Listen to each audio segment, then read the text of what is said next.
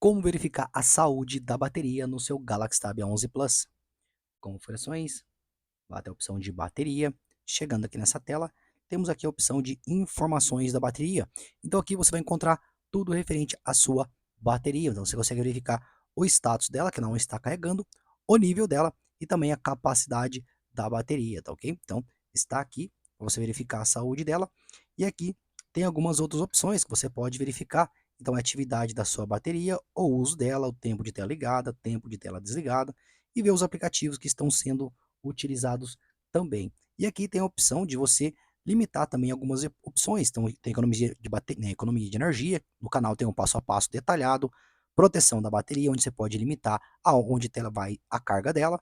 E aqui tem o tanto restante de bateria para uso, tá ok? Vai depender do seu uso também. Quer deixar seu aparelho seguro, protegido e configurado? Curta, se inscreva e até a próxima. Tchau, tchau.